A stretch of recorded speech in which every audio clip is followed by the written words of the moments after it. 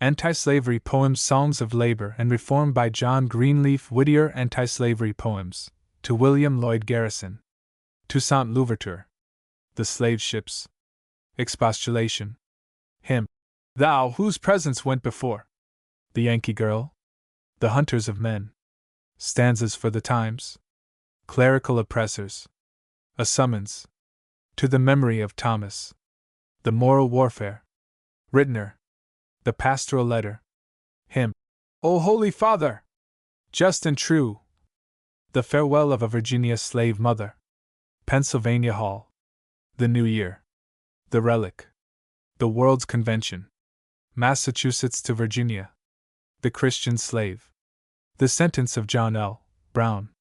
Texas Voice of New England to Faneuil Hall to Massachusetts, New Hampshire, the Pine Tree to a Southern Statesman at Washington, the Branded Hand, the Freed Islands, a letter, lines from a letter to a young clerical friend, Daniel Neal's Song of Slaves in the Desert to Delaware, Yorktown, Randolph of Roanoke, the Lost Statesman, the Slaves of Martinique, the Curse of the Charterbreakers, P.N. the Crisis, lines on the portrait of a celebrated publisher. During a Sabbath scene in the evil day, Moloch in State Street, official piety, the rendition arisen at last, the hashish for righteousness' sake, the Kansas emigrant's letter from a missionary of the Methodist Episcopal Church South, in Kansas, to a distinguished politician, burial of Barber to Pennsylvania, Le Murray du Signa. The Pass of the Sierra, a song for the time, what of the day? A song, inscribed to the Fremont Clubs, the Panorama on a prayer book, the summons to William H. Seward in wartime. To Samuel E. Sewell and Harriet W. Sewell, that will be done, a word for the hour. Ein Festberg ist unser Gott. To John C.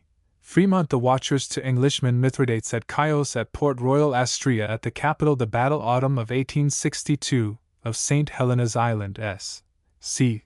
The Proclamation Anniversary Poem, Barbara Fritchie Hat the Birds said, the mantle of St. John de Matra Lads Deo. Hymn for the celebration of emancipation at Newburyport after the war. The Peace Autumn to the 39th Congress, the Hive at Gettysburg, Howard at Atlanta, the Emancipation Group, the Jubilee Singers, Garrison, Songs of Labor and Reform. The Quaker of the Olden Time, Democracy, the Gallows, Seed Time and Harvest to the Reformers of England, the Human Sacrifice, Songs of Labor, Dedication, the Shoemakers, the Fishermen, the Lumbermen, the Shipbuilders, the Drovers, the Huskers, the Reformer, the Peace Convention at Brussels, the Prisoner for Debt, the Christian Tourists, the Men of Old to Pius IX. Caliph in Boston, our state, the prisoners of Naples, the peace of Europe, Astria, the disenthralled, the poor voter on election day, the dream of Pio Nono, the voices, the new exodus, the conquest of Finland, the eve of election from Perugia, Italy, freedom in Brazil after election, disarmament, the problem, our country on the Big Horn, notes, anti-slavery poems. To William Lloyd Garrison. Champion of those who groan beneath oppression's iron hand in view of penury, hate, and death, I see thee fearless stand still, bearing up thy lofty brow, in the steadfast strength of truth, in manhood sealing well the vow and promise of thy youth. Go on, for thou hast chosen well, on in the strength of God, long as one human heart shall swell beneath the tyrant's rod. Speak in a slumbering nation's ear, as thou hast ever spoken, until the dead in sin shall hear, the fetter's link be broken. I love thee with a brother's love, I feel my pulses thrill, to mark thy spirit soar above the cloud of human ill. My heart hath leaped to answer thine, and echo back thy words, as leaps the warriors at the shine and flash of kindred swords. They tell me thou art rash and vain, a searcher after fame, that thou art striving but to gain a long-enduring name, that thou hast nerved the Afric's hand and steeled the Afric's heart, to shake aloft his vengeful brand, and rend his chain apart. Have I not known thee well, and read thy mighty purpose long? And watched the trials which have made thy human spirit strong? And shall the slanderer's demon breath avail with one like me, to dim the sunshine of my faith and earnest trust in thee? Go on, the dagger's point make lair amid thy pathway's gloom, the fate which sternly threatens there is glorious martyrdom, then onward with a martyr's zeal, and wait thy sure reward when man to man no more shall kneel, and God alone be Lord. 1832. Toussaint Louverture. Toussaint Louverture, the black chieftain of Haiti, was a slave on the plantation de Libretas, belonging to M. Bayou. When the rising of the Negroes took place, in 1791, Toussaint refused to join them until he had aided M. Bayou and his family to escape to Baltimore. The white man had discovered in Toussaint many noble qualities, and had instructed him in some of the first branches of education, and the preservation of his life was owing to the Negro's gratitude for this kindness. In 1797, Toussaint Louverture was appointed by the French government General-in-Chief of the armies of St. Domingo, and, as such, signed the convention with General Maitland for the evacuation of the island by the British. From this period, until 1801, the island, under the government of Toussaint, was happy, tranquil, and prosperous.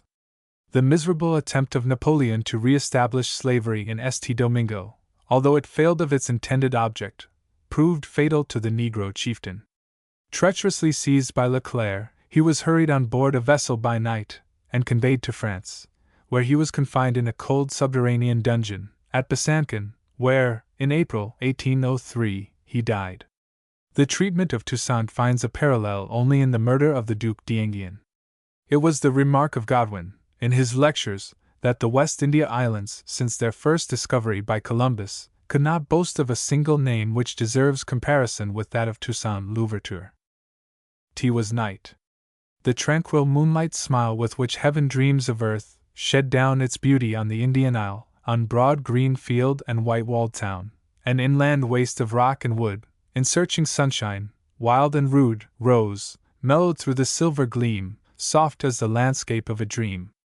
All motionless and dewy wet, tree, vine, and flower in shadow met the myrtle with its snowy bloom, crossing the nightshade's solemn gloom, the white cecropia's silver rind relieved by deeper green behind, the orange with its fruit of gold, the lithe Paulinia's verdant fold, the passion flower, with symbol holy, twining its tendrils long and lowly, the Rexia's dark, and cassia tall, and proudly rising over all, the kingly palm's imperial stem, crowned with its leafy diadem, star-like, beneath whose sombre shade the fiery winged cucullo played. How lovely was thine aspect, then, fair island of the western sea, lavish of beauty, even when thy brutes were happier than thy men, for they, at least, were free. Regardless of thy glorious clime, unmindful of thy soil of flowers, the toiling Negro sighed, that time no faster sped his hours. For, by the dewy moonlight still, he fed the weary turning mill, or bent him in the chill morass, to pluck the long and tangled grass, and hear above his scar-worn back the heavy slave whip's frequent crack, while in his heart one evil thought and solitary madness wrought, one baleful fire surviving still the quenching of the immortal mind, one sterner passion of his kind, which even fetters could not kill, the savage hope to deal, ere long, a vengeance bitterer than his wrong. Hark to that cry! Long, loud, and shrill, from field and forest, rock and hill, thrilling and horrible it rang, around, beneath, above, the wild beast from his cavern sprang, the wild bird from her grove. Nor fear, nor joy, nor agony were mingled in that midnight cry, but like the lion's growl of wrath, when falls that hunter in his path whose barbed arrow, deeply set, is rankling in his bosom, yet it told of hate, full, deep, and strong, of vengeance kindling out of wrong. It was as if the crimes of years, the unrequited toil, the tears, the shame and hate, which liken well earth's garden to the nether hell, had found in nature's self a tongue, on which the gathered horror hum, as if from cliff, and stream, and glen burst on the startled ears of men that voice which rises unto God, solemn and stern, the cry of blood. It ceased, and all was still once more, save ocean chafing on his shore, the sighing of the wind between the broad banana's leaves of green, or bowed by restless plumage shook, or murmuring voice of mountain brook. Brief was the silence. Once again pealed to the skies that frantic yell, glowed on the heavens a fiery stain, and flashes rose and fell, and painted on the blood-red sky, dark, naked arms were tossed on high, and round the white man's lordly hall trod, fierce and free, the brute he made, and those who crept along the wall, and answered to his lightest call with more than spaniel dread, the creatures of his lawless beck, were trampling on his very neck and on the night air. Wild and clear, rose woman's shriek of more than fear, for bloodied arms were round her thrown, and dark cheeks pressed against her own. Where then was he whose fiery zeal had taught the trampled heart to feel, until despair itself grew strong, and vengeance fed its torch from wrong? Now, when the thunderbolt is speeding, now, what oppression's heart is bleeding, now, when the latent curse of time is raining down in fire and blood, that curse which, through long years of crime, has gathered, drop by drop, its flood, why strikes he not, the foremost one, where murder's sternest deeds are done? He stood the aged palms beneath, that shadowed o'er his humble door, listening, with half-suspended breath, to the wild sounds of fear and death, Toussaint Louverture. What marvel that his heart beat high? The blow for freedom had been given, and blood had answered to the cry which earth sent up to heaven. What marvel that a fierce delight smiled grimly o'er his brow of night, as groan and shout and bursting flame told where the midnight tempest came, with blood and fire along its van, and death behind. He was a man. Yes, dark-souled chieftain. If the light of mild religion's heavenly ray unveiled not to thy mental sight the lowlier and the purer way, in which the holy sufferer trod, meekly amidst the sons of crime, that calm reliance upon God for justice in his own good time, that gentleness to which belongs forgiveness for its many wrongs, even as the primal martyr, kneeling for mercy on the evil-dealing, let not the favored white man name thy stern appeal with words of blame. Then, injured Afric, for the shame of thy own daughters, vengeance came full on the scornful hearts of those who mocked thee in thy nameless woes, and to thy hapless children gave one choice, pollution or the grave. Has he not, with the light of heaven broadly around him, made the same? Yea, on his thousand warfields striven, and gloried in his ghastly shame? Kneeling amidst his brother's blood, to offer mockery unto God, as if the high and holy one could smile on deeds of murder done. As if a human sacrifice were purer in his holy eyes, though offered up by Christian hands, than the foul rites of pagan lands. Sternly, amidst his household band, his carbine grasped within his hand, the white man stood, prepared and still, waiting the shock of maddened men, unchained, and fierce as tigers, when the horn winds through their caverned hill. And one was weeping in his sight, the sweetest flower of all the isle, the bride who seemed but yesternight love's fair embodied smile. And clinging to her trembling knee, looked up the form of infancy, with tearful glance in either face the secret of its fear to trace. Ha! Stand or die! The white man's eye his steady musket gleamed along, as a tall negro hastened nigh, with fearless step and strong. What ho, Toussaint! A moment more, his shadow crossed the lighted floor. Away! He shouted. Fly with me, the white man's bark is on the sea. Her sails must catch the seaward wind, for sudden vengeance sweeps behind. Our brethren from their graves have spoken, the yoke is spurned, the chain is broken, on all the bills our fires are glowing, through all the valleys red blood is flowing. No more the mocking white shall rest his foot upon the Negro's breast, no more, at morn or eve, shall drip the warm blood from the driver's whip yet, though Toussaint has vengeance sworn for all the wrongs his race have borne. Though for each drop of Negro blood the white man's veins shall pour a flood, not all alone the sense of ill around his heart is lingering still, nor deeper can the white man feel the generous warmth of grateful zeal. Friends of the Negro, fly with me, the path is open to the sea, away for life.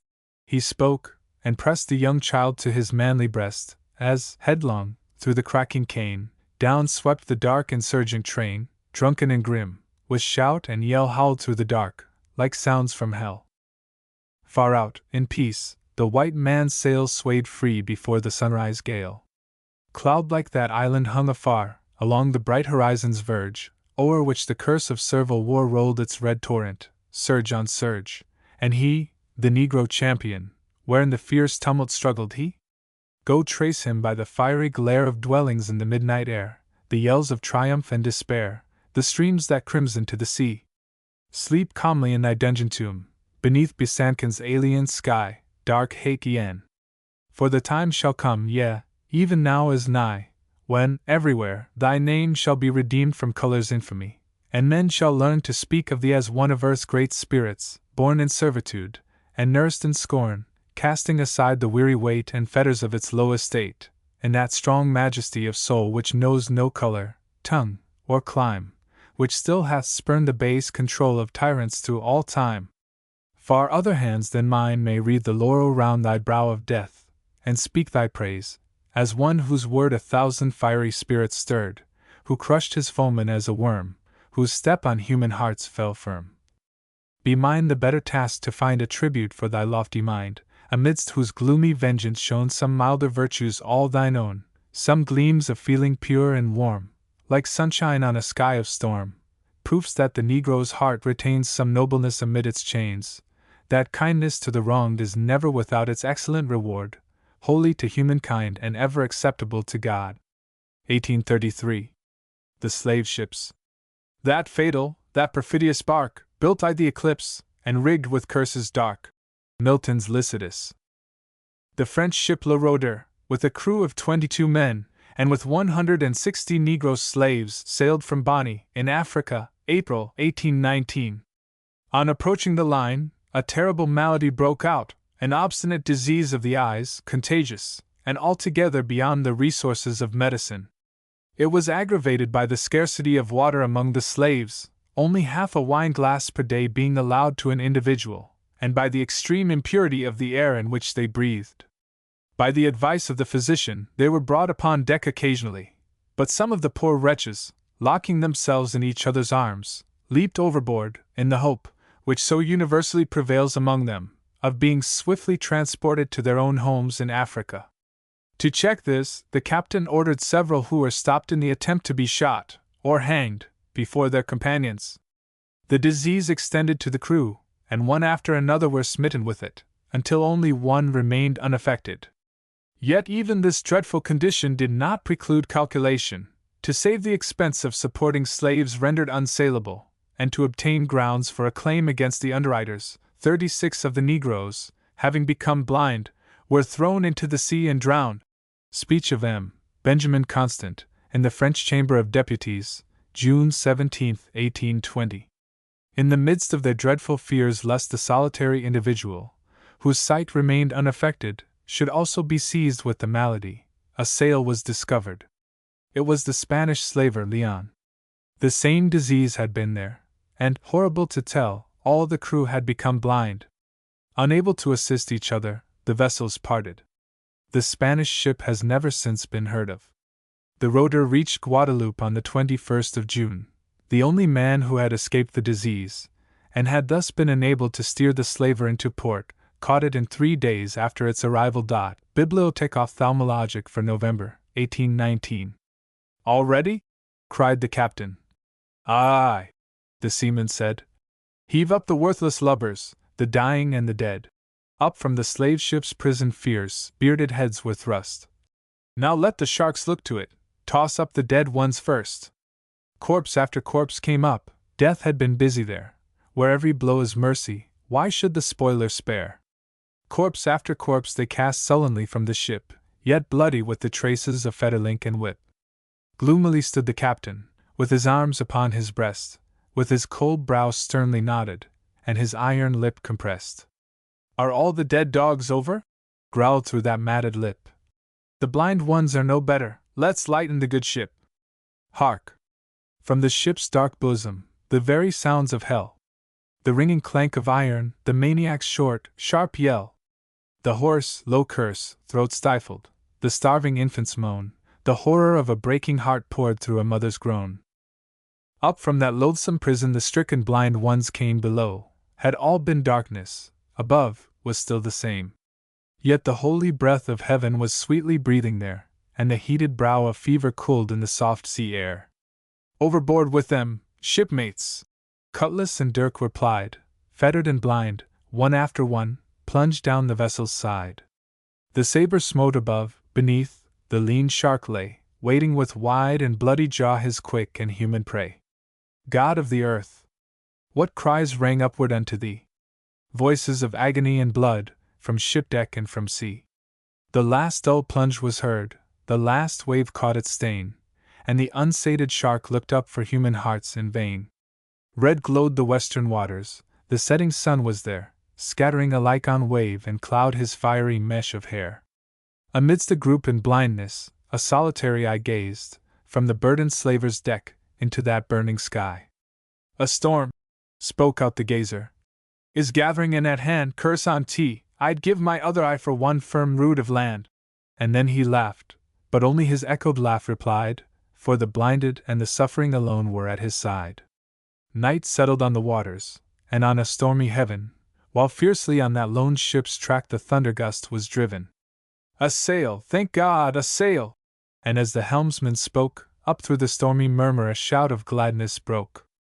Down came the stranger vessel, unheeding on her way, so near that on the slaver's deck fell off her driven spray. "Ho! For the love of mercy, we're perishing and blind!" A wail of utter agony came back upon the wind. "Help us! For we are stricken with blindness every one. 10 days we've floated fearfully, unnoting star or Sunday our ship as the slaver Leon, we've but a score on board, our slaves are all gone over, help, for the love of God!" On livid brows of agony the broad red lightning shone, but the roar of wind and thunder stifled the answering groan, wailed from the broken waters a last despairing cry, as, kindling in the stormy light, the stranger's ship went by. In the sunny Guadalupe a dark-hulled vessel lay, with a crew who noted never the nightfall or the day. The blossom of the orange was white by every stream, and tropic leaf, and flower, and bird were in the warm sunbeam. And the sky was bright as ever, and the moonlight slept as well, on the palm trees by the hillside, and the streamlet of the dell, and the glances of the Creole were still as archly deep, and her smiles as full as ever of passion and of sleep. But vain were bird and blossom, the green earth and the sky, and the smile of human faces, to the slaver's darkened eye. At the breaking of the morning, at the starlit evening time, o'er a world of light and beauty fell the blackness of his crime. 1834. Expostulation. Dr. Charles Follen, a German patriot, who had come to America for the freedom which was denied him in his native land, allied himself with the abolitionists, and at a convention of delegates from all the anti-slavery organizations in New England, held at Boston in May, 1834, was chairman of a committee to prepare an address to the people of New England. Toward the close of the address occurred the passage which suggested these lines: "The despotism which our fathers could not bear in their native country is expiring, and the sword of justice in her reformed hands has applied its exterminating edge to slavery. Shall the United States, the free United States, which could not bear the bonds of a king, cradle the bondage which a king is abolishing? Shall a republic be less free than a monarchy? Shall we, in the vigor and buoyancy of our manhood, be less energetic in righteousness than a kingdom in its age?" Dr. Follen's address. "Genius of America, spirit of our free institutions, where art thou? How art thou fallen, O Lucifer! Son of the morning, how art thou fallen from heaven! Hell from beneath is moved for thee, to meet thee at thy coming.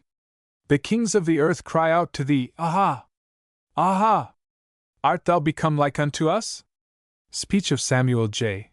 May. Our fellow countrymen in chains. Slaves, in a land of light and law. Slaves, crouching on the very plains where rolled the storm of freedom's war. A groan from Utah's haunted wood, a wail where Camden's martyrs fell, by every shrine of patriot blood, from Moultrie's wall and Jasper's well. By storied hill and hallowed grot, by mossy wood and marshy glen, whence rang of old the rifle shot, and hurrying shout of Marion's men. The groan of breaking hearts is there, the falling lash, the fetters clank. Slaves, slaves are breathing in that air which old DeKalb and Sumter drank. What, ho! Our countrymen in chains. The whip on woman's shrinking flesh. Our soil yet reddening with the stains caught from her scourging, warm and fresh. What? Mothers from their children riven. What? God's own image bought and sold. Americans to market driven, and bartered as the brute for gold. Speak! Shall their agony of prayer come thrilling to our hearts in vain? To us whose fathers scorned to bear the paltry menace of a chain, to us, whose boast is loud and long of holy liberty and light, say, shall these writhing slaves of wrong plead vainly for their plundered right? What? Shall we send, with lavish breath, our sympathies across the wave, where manhood, on the field of death, strikes for his freedom or a grave? Shall prayers go up, and hymns be sung for Greece, the Moslem fetter spurning, and millions hail with pen and tongue our light on all her altars burning?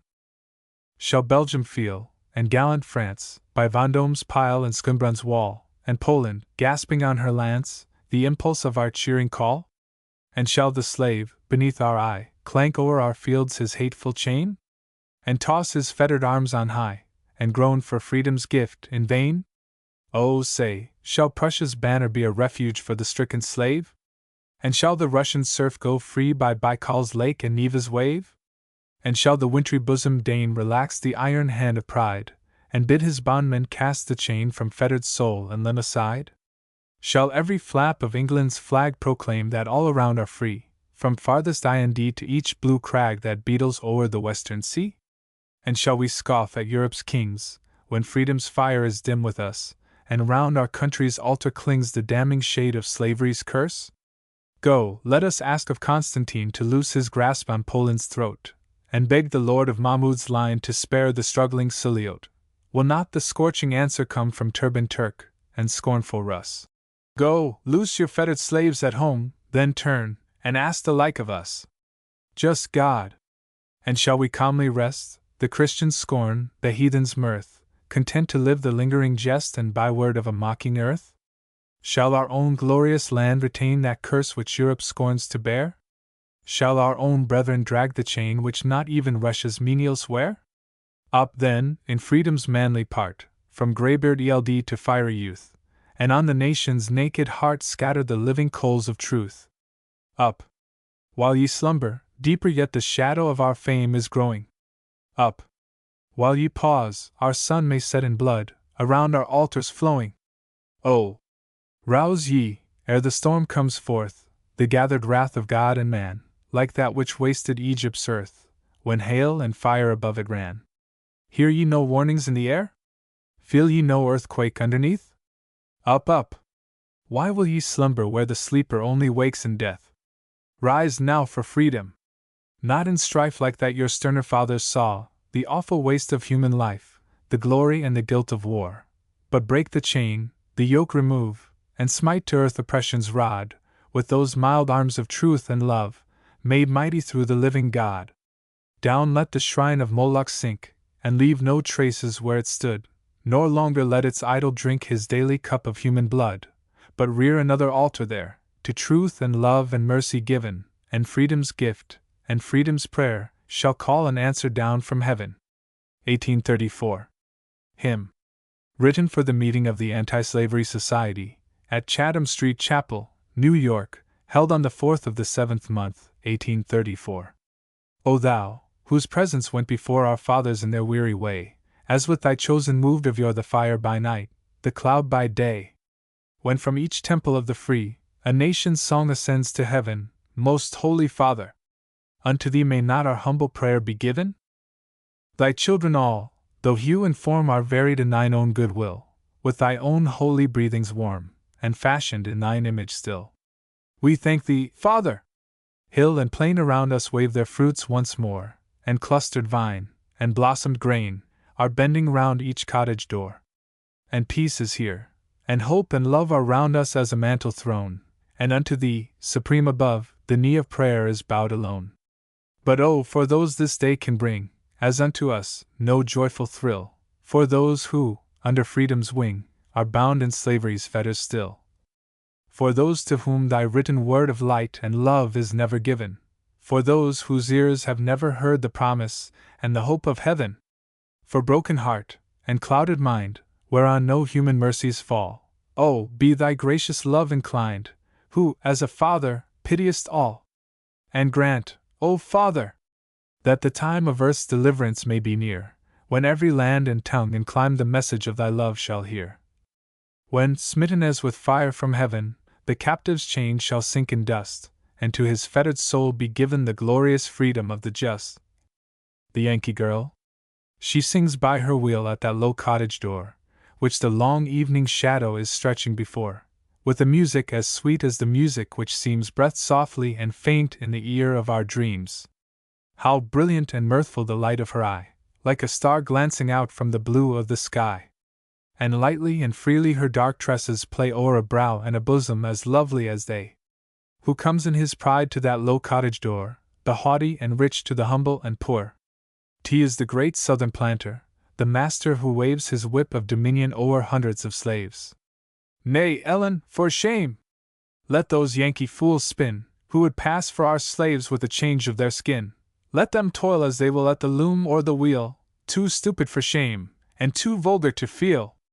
But thou art too lovely and precious a gem to be bound to their burdens and sullied by them. For shame, Ellen, shame, cast thy bondage aside, and away to the south, as my blessing and pride. Oh, come where no winter thy footsteps can wrong, but where flowers are blossoming all the year long, where the shade of the palm tree is over my home, and the lemon and orange are white in their bloom. Oh, come to my home, where my servants shall all depart at thy bidding and come at thy call. They shall heed thee as mistress with trembling and awe, and each wish of thy heart shall be felt as a law. Oh, could ye have seen her, that pride of our girls, arise and cast back the dark wealth of her curls, with a scorn in her eye which the gazer could feel, and a glance like the sunshine that flashes on steel. Go back, haughty Southron! Thy treasures of gold are dim with the blood of the hearts thou halt sold. Thy home may be lovely, but round it I hear the crack of the whip and the footsteps of fear. And the sky of thy south may be brighter than ours, and greener thy landscapes, and fairer thy flowers, but dearer the blast round our mountains which raves, than the sweet summer zephyr which breathes over slaves. Full low at thy bidding thy negroes may kneel, with the iron of bondage on spirit and heel, yet know that the Yankee girl sooner would be in fetters with them, than in freedom with thee. 1835. The Hunters of Men. These lines were written when the orators of the American Colonization Society were demanding that the free blacks should be sent to Africa, and opposing emancipation unless expatriation followed. See the report of the proceedings of the Society at its annual meeting in 1834. Have ye heard of our hunting, o'er mountain and glen, through canebrake and forest, the hunting of men? The lords of our land to this hunting have gone, as the fox hunter follows the sound of the horn. Hark! The cheer and the halloo! The crack of the whip, and the yell of the hound as he fastens his grip. All blithe are our hunters, and noble their match. Though hundreds are caught, there are millions to catch. So speed to their hunting, o'er mountain and glen, through canebrake and forest, the hunting of men. Gay luck to our hunters! How nobly they ride in the glow of their zeal, and the strength of their pride. The priest with his cassock flung back on the wind, just screening the politic statesman behind. The saint and the sinner, with cursing and prayer, the drunk and the sober, ride merrily there. And woman, kind woman, wife, widow, and maid, for the good of the hunted, is lending her aid, her foot's in the stirrup, her hand on the rein. How blithely she rides to the hunting of men! Oh, goodly and grand is our hunting to see in this land of the brave and this home of the free. Priest, warrior, and statesman, from Georgia to Maine, all mounting the saddle, all grasping the rein, right merrily hunting the black man, whose sin is the curl of his hair and the hue of his skin. Woe, now, to the hunted who turns him at bay! Will our hunters be turned from their purpose and prey? Will their hearts fail within them? Their nerves tremble, when all roughly they ride to the hunting of men? Ho! Alms for our hunters! All weary and faint, wax the curse of the sinner and prayer of the saint. The horn is wound faintly, the echoes are still, over canebrake and river, and forest and hill. Haste, alms for our hunters! The hunted once more have turned from their flight with their backs to the shore. What right have they here in the home of the white, shadowed o'er by our banner of freedom and right? Ho! Alms for the hunters! Or never again will they ride in their pomp to the hunting of men. Alms, alms for our hunters! Why will ye delay, when their pride and their glory are melting away? The parson has turned, for, on charge of his own, who goeth a warfare, or hunting alone? The politic statesman looks back with a sigh. There is doubt in his heart, there is fear in his eye. Oh, haste, lest that doubting and fear shall prevail, and the head of his steed take the place of the tail. Oh, haste, ere he leave us! For who will ride then, for pleasure or gain, to the hunting of men? 1835. Stanzas for the Times. The Times, referred to were those evil times of the pro-slavery meeting in Faneuil Hall, August 21, 1835, in which a demand was made for the suppression of free speech, lest it should endanger the foundation of commercial society. Is this the land our fathers loved, the freedom which they toiled to win? Is this the soil whereon they moved? Are these the graves they slumber in? Are we the sons by whom are borne the mantles which the dead have worn? And shall we crouch above these graves, with craven soul and fettered lip? Yoken with marked and branded slaves, and tremble at the driver's whip? Bend to the earth our pliant knees, and speak but as our masters please? Shall outraged nature cease to feel? Shall mercy's tears no longer flow? Shall ruffian threats of cord and steel, the dungeon's gloom, the assassin's blow, turn back the spirit roused to save the truth, our country, and the slave? Of human skulls that shrine was made, round which the priests of Mexico before their loathsome idol prayed, is freedom's altar fashioned so?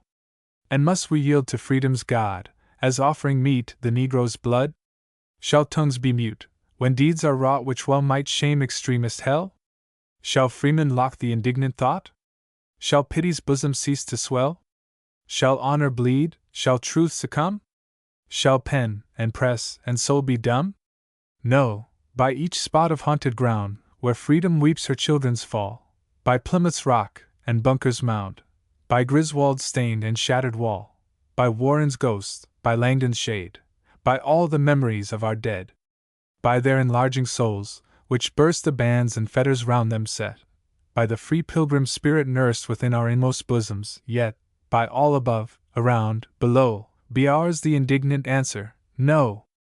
No! Guided by our country's laws, for truth, and right, and suffering man, be ours to strive in freedom's cause, as Christians may, as freemen can. Still pouring on unwilling ears that truth oppression only fears. What?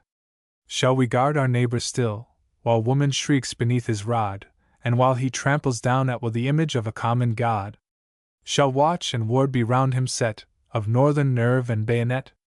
And shall we know and share with him the danger, and the growing shame? And see our freedom's light grow dim, which should have filled the world with flame? And writhing, feel, where'er we turn, a world's reproach around us burn? Is 't not enough that this is borne? And asks our haughty neighbor more? Must fetters which his slaves have worn clank round the Yankee farmer's door? Must he be told, beside his plow, what he must speak, and when, and how?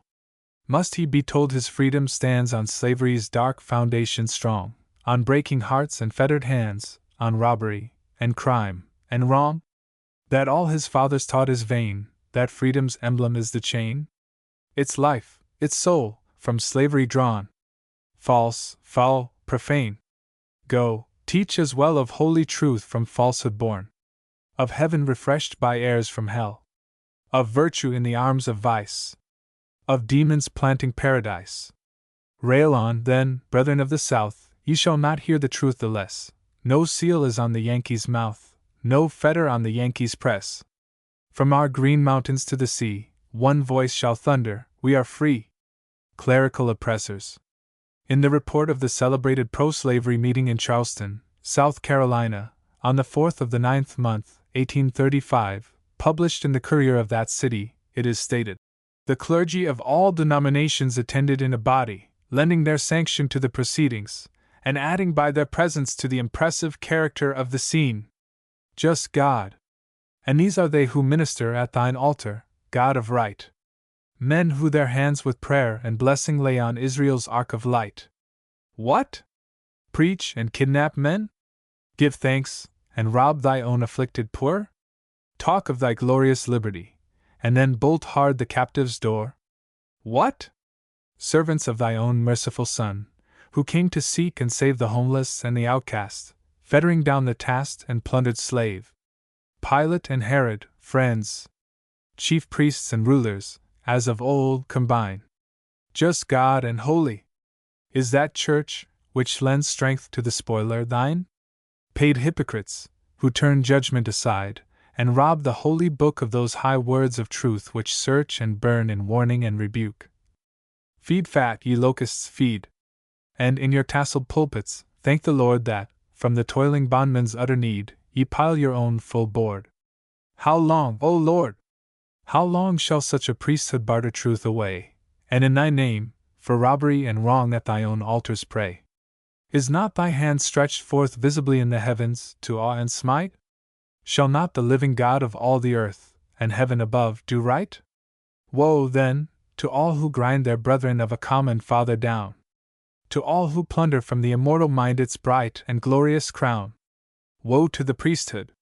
Woe to those whose hire is with the price of blood, perverting, darkening, changing, as they go, the searching truths of God. Their glory and their might shall perish, and their very names shall be vile before all the people, in the light of a world's liberty. Oh, speed the moment on when wrong shall cease, and liberty and love and truth and right throughout the earth be known as in their home above. 1836. A summons.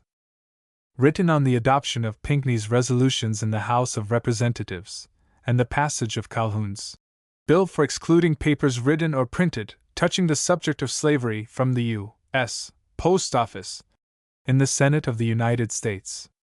Mr. Pinckney's resolutions were in brief that Congress had no authority to interfere in any way with slavery in the States, that it ought not to interfere with it in the District of Columbia, and that all resolutions to that end should be laid on the table without printing. Mr. Calhoun's bill made it a penal offense for postmasters in any state, district, or territory, knowingly to deliver, to any person whatever, any pamphlet, newspaper, handbill, or other printed paper or pictorial representation, touching the subject of slavery, where, by the laws of the said state, district, or territory, their circulation was prohibited. Men of the Northland, where's the manly spirit of the true-hearted and the unshackled gone? Sons of old freemen, do we but inherit their names alone? Is the old pilgrim spirit quenched within us? Stoops the strong manhood of our souls so low, that mammon's lure or parties while can win us to silence now? Now, when our land to ruin's brink is verging, in God's name, let us speak while there is time.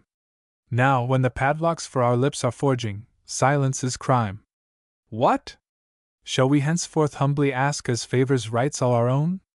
In madness shall we barter, for treacherous peace, the freedom nature gave us, God and our charter? Here shall the statesman forge his human fetters, here the false jurist human rights deny, and in the church, their proud and skilled abettors make truth a lie? Torture the pages of the hallowed Bible, to sanction crime, and robbery, and blood, and in oppression's hateful service, libel both man and God? Shall our New England stand erect no longer, but stoop in chains upon her downward way, thicker to gather on her limbs and stronger day after day? Oh no, methinks from all her wild, green mountains, from valleys where her slumbering fathers lie, from her blue rivers and her welling fountains, and clear, cold sky, from her rough coast, and isles, which hungry ocean gnaws with his surges, from the fisher's skiff, with white sails swaying to the billows' motion round rock and cliff, from the free fireside of her untaught farmer, from her free laborer at his loom and wheel, from the brown smith's shop, where, beneath the hammer, rings the red steel. From each and all, if God hath not forsaken our land, and left us to an evil choice, loud as the summer thunderbolt shall waken a people's voice, startling and stern. The northern winds shall bear it over Potomac's to St. Mary's wave, and buried freedom shall awake to hear it within her grave. Oh, let that voice go forth! The bondman sighing by Santee's wave, in Mississippi's cane, shall feel the hope, within his bosom dying, revive again. Let it go forth! The millions who are gazing sadly upon us from afar shall smile, and unto God devout thanksgiving raising bless us the while. Oh, for your ancient freedom, pure and holy, for the deliverance of a groaning earth, for the wronged captive, bleeding, crushed, and lowly, let it go forth. Sons of the best of fathers, will ye falter with all they left ye periled and at stake? Ho! Once again on freedom's holy altar the fire awake. Strengthened for the trial, come together, put on the harness for the moral fight, and with the blessing of your heavenly Father, maintain the right. 1836. To the memory of Thomas Shipley. Thomas Shipley of Philadelphia was a lifelong Christian philanthropist, an advocate of emancipation. At his funeral, thousands of colored people came to take their last look at their friend and protector. He died September 17, 1836. Gone to thy heavenly Father's rest. The flowers of Eden round thee blowing, and on thine ear the murmurs blessed of Siloa's waters softly flowing. Beneath that tree of life which gives to all the earth its healing leaves in the white robe of angels clad, and wandering by that sacred river, whose streams of holiness make glad the city of our God forever. Gentlest of spirits, not for thee our tears are shed, our sighs are given. Why mourn to know thou art a free partaker of the joys of heaven? Finished thy work, and kept thy faith in Christian firmness unto death, and beautiful as sky and earth, when autumn's sun is downward going, the blessed memory of thy worth around thy place of slumber glowing. But woe for us, who linger still with feeblest strength and hearts less lowly, and minds less steadfast to the will of him whose every work is holy. For not like thine is crucified the spirit of our human pride and at the bondman's tale of woe, and for the outcast and forsaken, not warm like thine, but cold and slow, our weaker sympathies awaken. Darkly upon our struggling way the storm of human hate is sweeping, hunted and branded, and a prey, our watch amidst the darkness keeping. Oh, for that hidden strength which can nerve unto death the inner man! Oh, for thy spirit, tried and true, and constant in the hour of trial, prepared to suffer or to do, in meekness and in self-denial. Oh, for that spirit meek and mild, derided, spurned, yet uncomplaining, by man deserted and reviled, yet faithful to its trust remaining. Still prompt and resolute to save from scourge and chain the hunted slave, unwavering in the truth's defense, even where the fires of hate were burning, the unquailing eye of innocence alone upon the oppressor turning. O loved of thousands!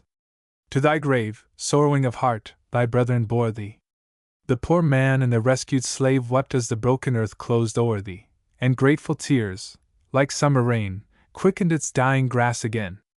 And there, as to some pilgrim shrine, shall cone the outcast and the lowly, of gentle deeds and words of thine recalling memories sweet and holy. Oh, for the death the righteous die! An end, like autumn's day declining, on human hearts, as on the sky, with holier, tenderer beauty shining, as to the parting soul were given the radiance of an opening heaven. As if that pure and blessed light, from off the eternal altar flowing, were bathing, in its upward flight, the spirit to its worship going. 1836. The moral warfare. When freedom, on her natal day, within her war-rocked cradle lay, an iron race around her stood, baptized her infant brow in blood, and through the storm which round her swept, their constant ward and watching kept. Then, where our quiet herds repose, the roar of baleful battle rose, and brethren of a common tongue to mortal strife as tigers sprung, and every gift on freedom's shrine was man for beast, and blood for wine.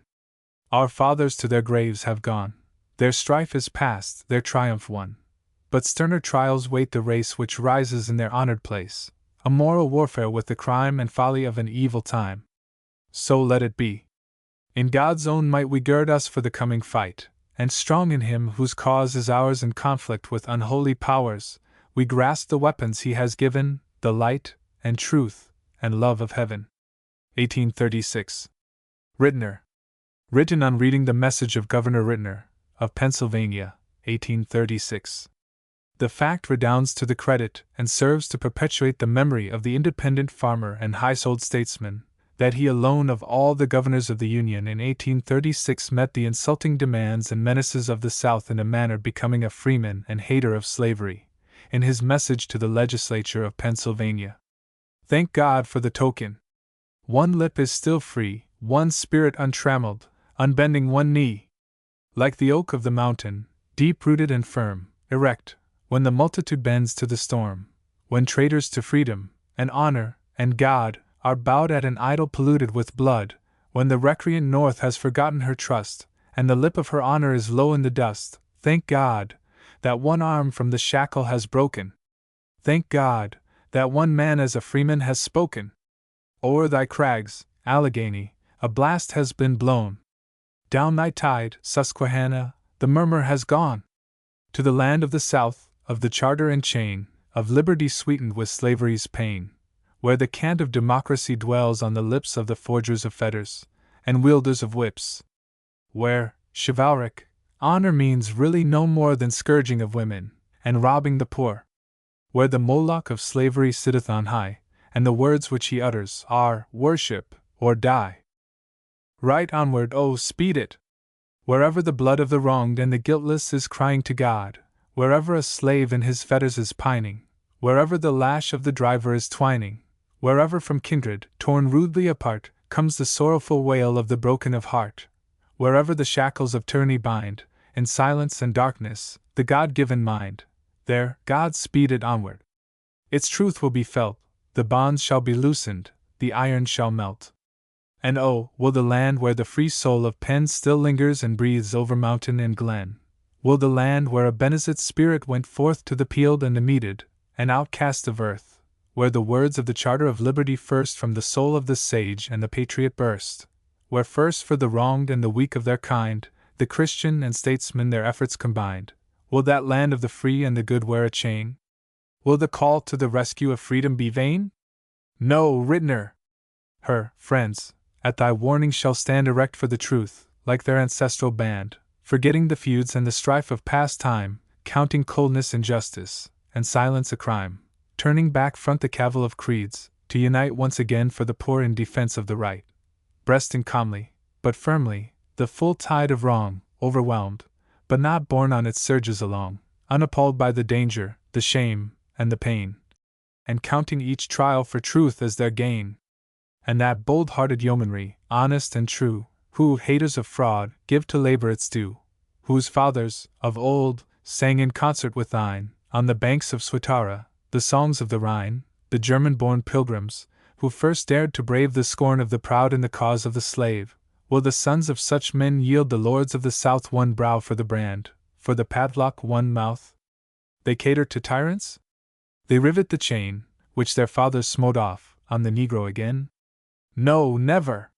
One voice, like the sound in the cloud, when the roar of the storm waxes loud and more loud, wherever the foot of the freeman hath pressed from the Delaware's marge to the lake of the west, on the south-going breezes shall deepen and grow till the land it sweeps over shall tremble below. The voice of a people, a prison, awake, Pennsylvania's watchword, with freedom at stake, thrilling up from each valley, flung down from each height. Our country and liberty!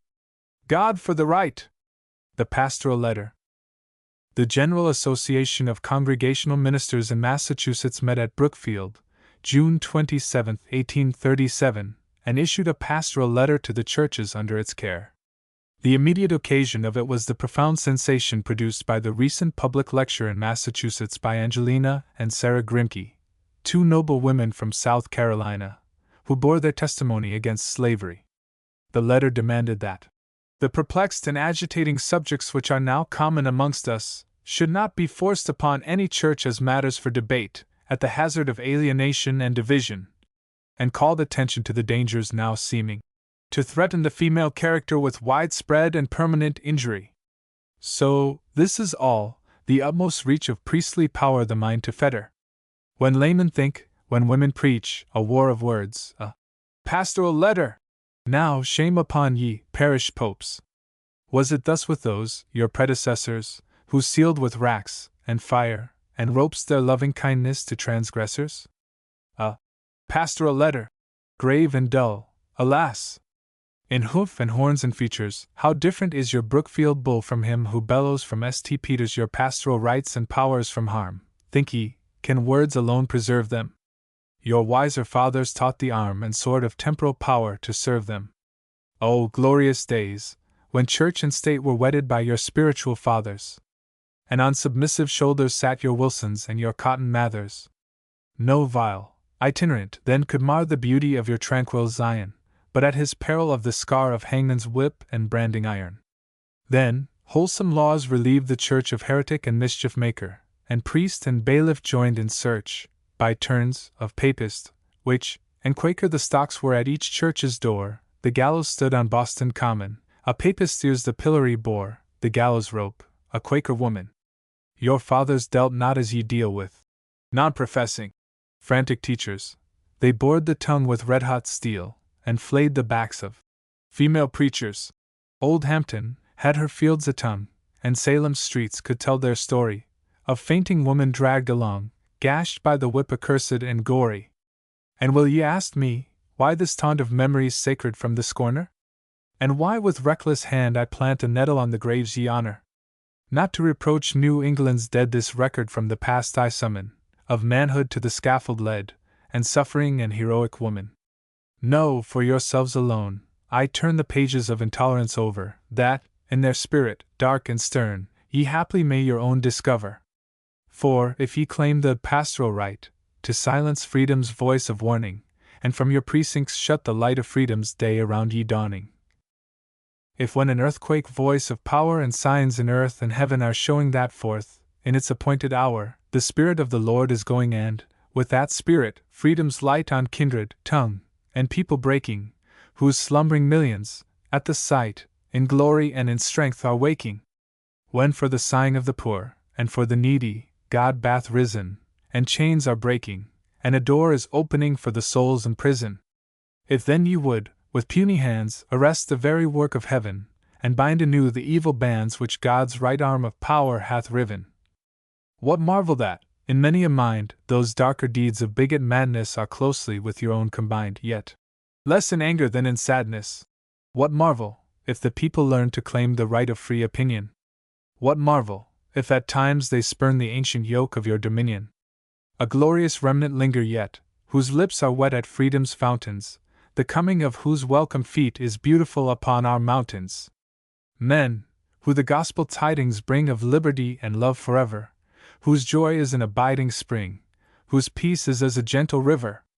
But ye, who scorn the thrilling tale of Carolina's high-souled daughters, which echoes here the mournful wail of sorrow from Edisto's waters, close while ye may the public ear, with malice vex, with slander wound them, the pure and good shall throng to hear, and tried and manly hearts surround them.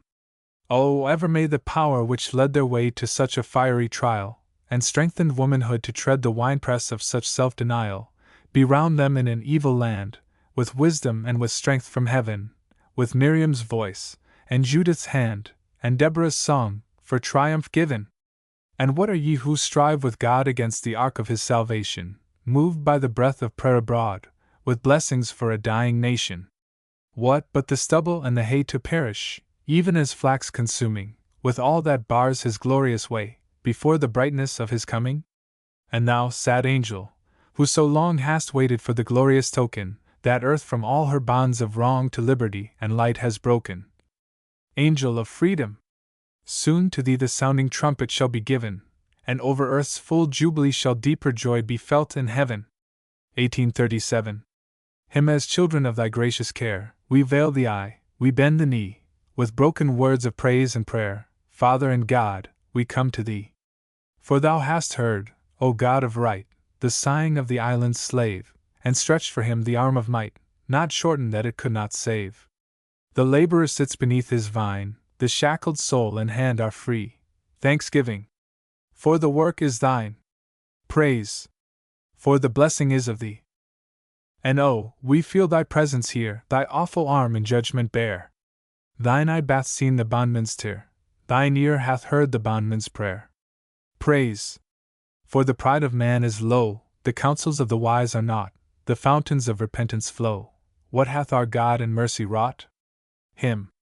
Written for the celebration of the 3rd anniversary of British emancipation at the Broadway Tabernacle, New York, 1st of August, 1837. O Holy Father!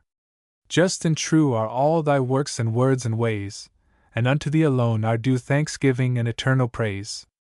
As children of thy gracious care, we veil the eye, we bend the knee, with broken words of praise and prayer, Father and God, we come to thee. For thou hast heard, O God of right, the sighing of the island's slave, and stretched for him the arm of might, not shortened that it could not save. The laborer sits beneath his vine, the shackled soul and hand are free. Thanksgiving. For the work is thine. Praise. For the blessing is of thee. And oh, we feel thy presence here, thy awful arm in judgment bear. Thine eye hath seen the bondman's tear, thine ear hath heard the bondman's prayer. Praise. For the pride of man is low, the counsels of the wise are naught, the fountains of repentance flow. What hath our God in mercy wrought? Speed on thy work, Lord God of hosts, and when the bondman's chain is riven, and swells from all our guilty coasts the anthem of the free to heaven, oh, not to those whom thou hast led, as with thy cloud and fire before, but unto thee, in fear and dread, be praise and glory evermore. The farewell of a Virginia slave mother to her daughters sold into southern bondage. Gone, gone, sold and gone, to the rice swamp dank and lone, where the slave whip ceaseless swings, where the noisome insect stings, where the fever demon strews poison with the falling dews, where the sickly sunbeams glare through the hot and misty air. Gone, gone, sold and gone, to the rice swamp dank and lone, from Virginia's hills and waters. Woe is me, my stolen daughters! Gone, gone, sold and gone, to the rice swamp dank and lone. There no mother's eye is near them, there no mother's ear can hear them. Never, when the torturing lash seams their back with many a gash, shall a mother's kindness bless them, or a mother's arms caress them.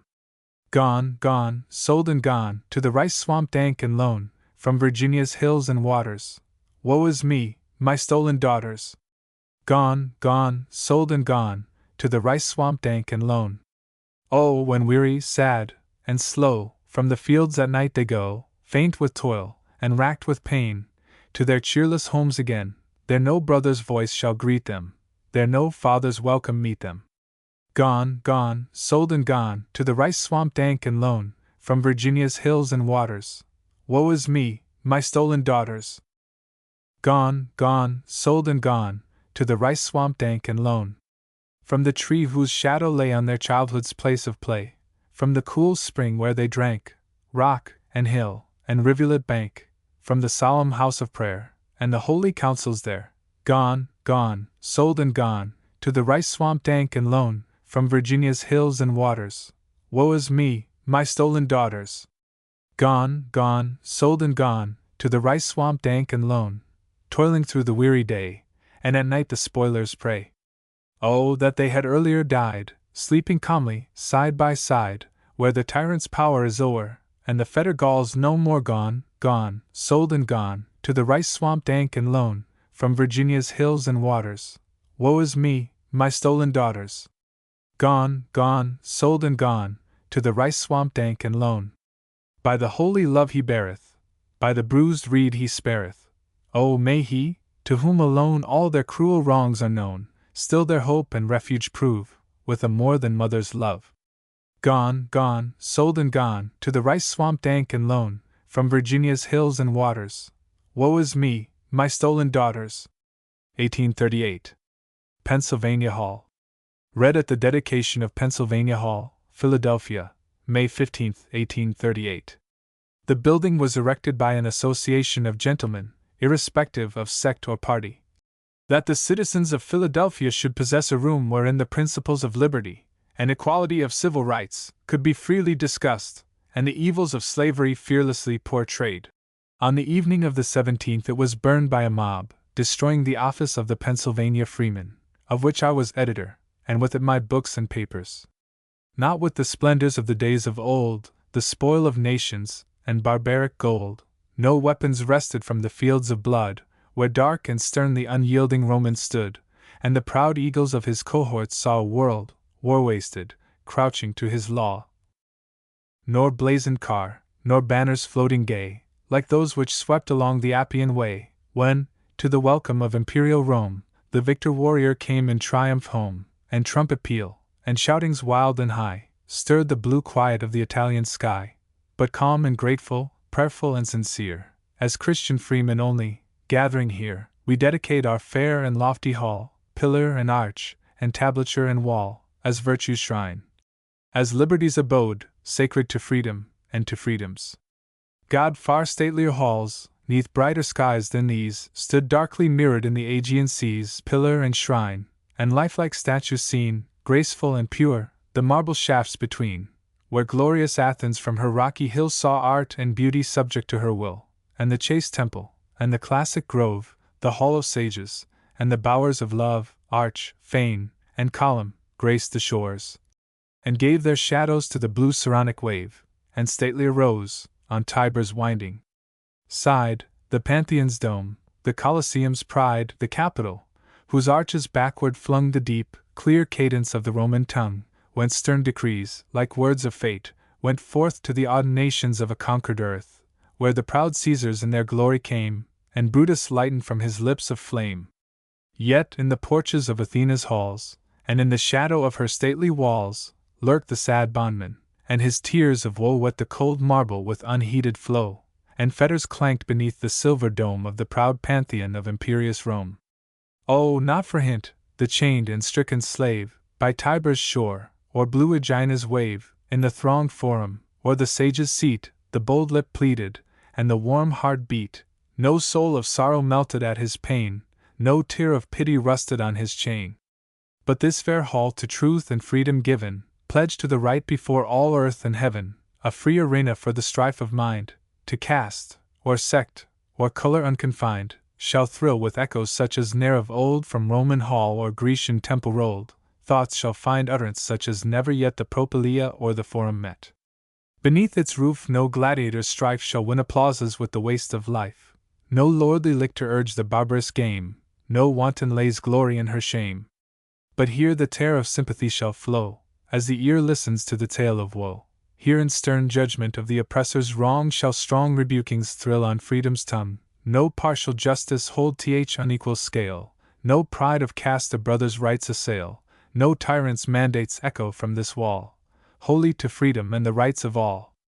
But a fair field, where mind may close with mind, free as the sunshine and the chainless wind, where the high trust is fixed on truth alone, and bonds and fetters from the soul are thrown, where wealth, and rank, and worldly pomp, and might yield to the presence of the true and right. And fitting is it that this hall should stand where Pennsylvania's founder led his band, from thy blue waters, Delaware, to press the virgin verdure of the wilderness. Here, where all Europe with amazement saw the soul's high freedom trammeled by no law. Here, where the fierce and warlike forest men gathered, in peace, around the home of Penn, awed by the weapons love alone had given drawn from the holy armory of heaven, where nature's voice against the bondman's wrong first found an earnest and indignant tongue, where Lay's bold message to the proud was born, and Keith's rebuke, and Franklin's manly scorn. Fitting it is that here, where freedom first from her fair feet shook off the old world's dust, spread her white pinions to our western blast, and her free tresses to our sunshine cast, one hall should rise redeemed from slavery's ban, one temple sacred to the rights of man. Oh, if the spirits of the parted come, visiting angels, to their olden home, if the dead fathers of the land look forth from their fair dwellings, to the things of earth, is it a dream, that with their eyes of love, they gaze now on us from the bowers above? Lay's ardent soul, and Benezet the mild, steadfast in faith, yet gentle as a child, meek-hearted Woolman, and that brother band, the sorrowing exiles from their fatherland, leaving their homes in Cretium's bowers of vine, and the blue beauty of their glorious Rhine, to seek amidst our solemn depths of wood freedom from man, and holy peace with God, who first of all their testimonial gave against the oppressor, for the outcast slave. Is it a dream that such as these look down, and with their blessing our rejoicings crown? Let us rejoice, that while the pulpit's door is barred against the pleaders for the poor, while the church, wrangling upon points of faith, forgets her bondmen's suffering unto death, while crafty traffic and the lust of gain unite to forge oppression's triple chain, one door is open, and one temple free, as a resting place for hunted liberty, where men may speak, unshackled and unwed, high words of truth, for freedom and for God.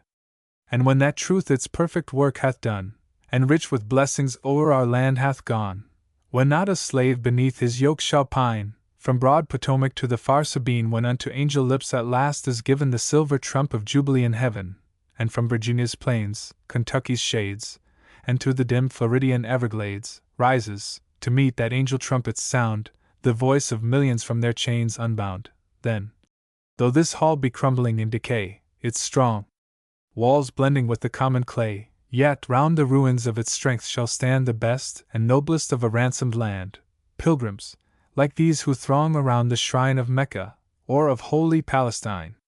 A prouder glory shall that ruin own than that which lingers round the Parthenon. Here shall the child of after years be taught the works of freedom which his fathers wrought, told of the trials of the present hour, our weary strife with prejudice and power, how the high errand quickened woman's soul, and touched her lip as with a living coal, how freedom's martyrs kept their lofty faith true and unwavering, unto bonds and death. The pencil's art shall sketch the ruined hall, the muse's garland crown its aged wall, and history's pen for after times record its consecration unto freedom's God. The New Year.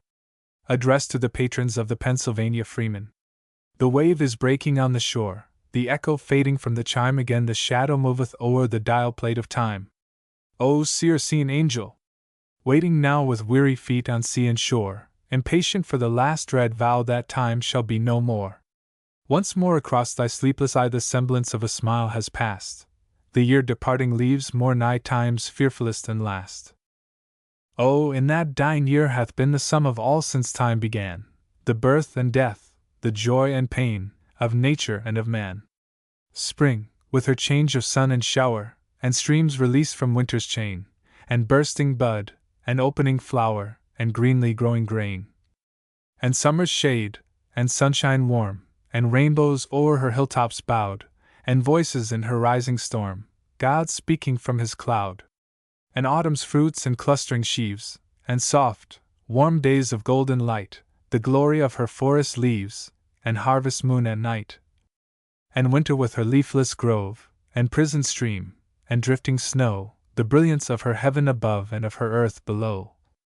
And man, in whom an angel's mind with earth's low instincts finds abode, the highest of the links which bind brute nature to her God. His infant eye bath seen the light, his childhood's merriest laughter rung, and active sports to manlier might the nerves of boyhood strung. And quiet love, and passion's fires, have soothed or burned in manhood's breast, and lofty aims and low desires by turns disturbed his rest. The wailing of the newly born has mingled with the funeral knell, and o'er the dying's ear has gone the merry marriage bell. And wealth has filled his halls with mirth, while want, in many a humble shed, toiled, shivering by her cheerless hearth, the livelong night for bread. And worse than all, the human slave, the sport of lust, and pride, and scorn, plucked off the crown his Maker gave, his regal manhood gone. Oh, still, my country! O'er thy plains, blackened with slavery's blight and ban, that human chattel drags his chains, an uncreated man.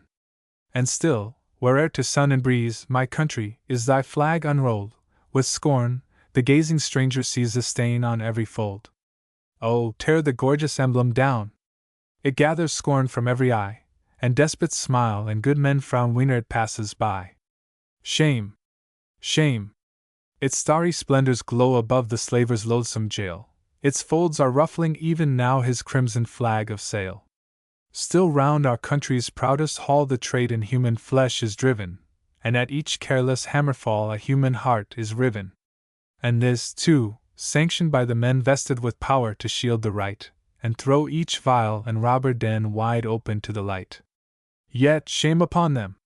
There they sit, men of the North, subdued and still, meek, pliant poltroons, only fit to work a master's will. Sold, bargained off for Southern votes, a passive herd of Northern mules, just braying through their purchased throats whatever their owner rules. And he, too, the basest of the base, the vilest of the vile, whose name, embalmed in infinite disgrace, is deathless in its shame. A tool, to bolt the people's door against the people clamoring there, an ass, to trample on their floor a people's right of prayer.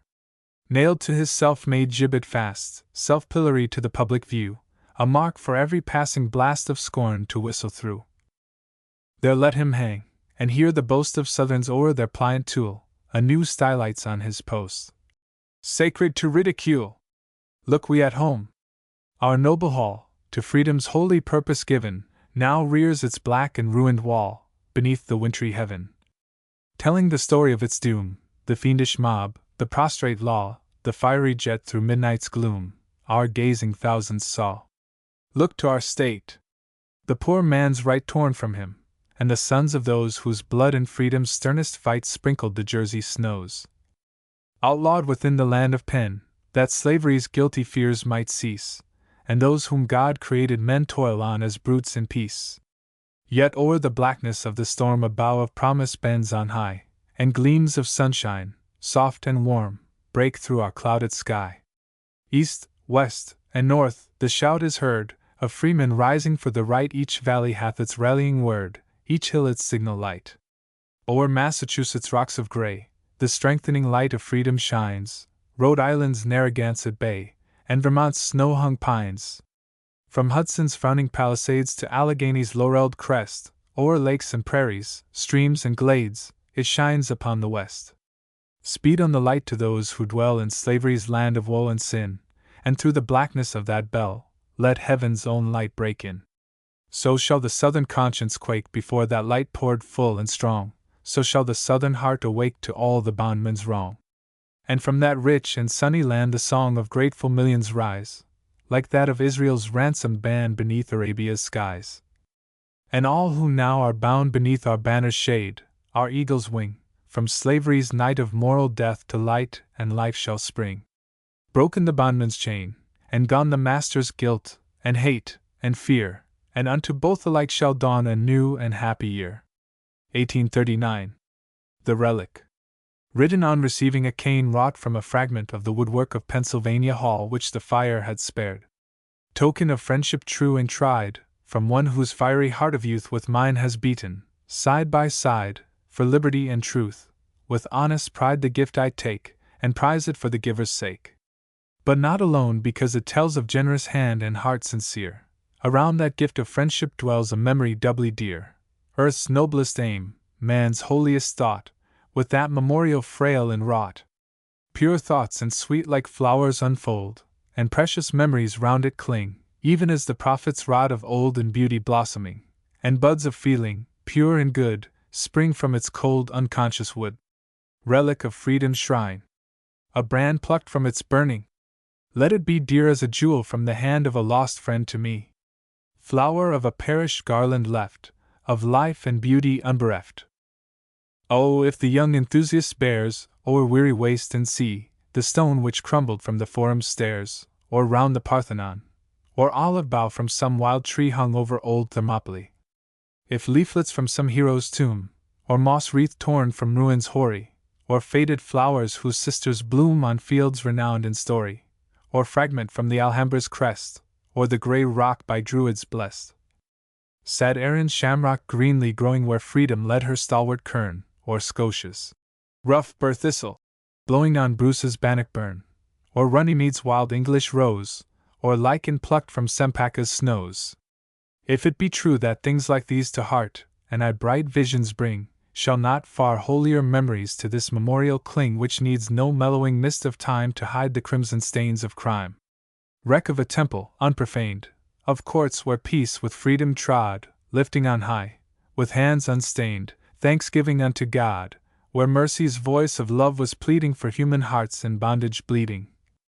Where, midst the sound of rushing feet and curses on the night air flung, that pleading voice rose calm and sweet from woman's earnest tongue, and riot turned his scowling glance, awed, from her tranquil countenance.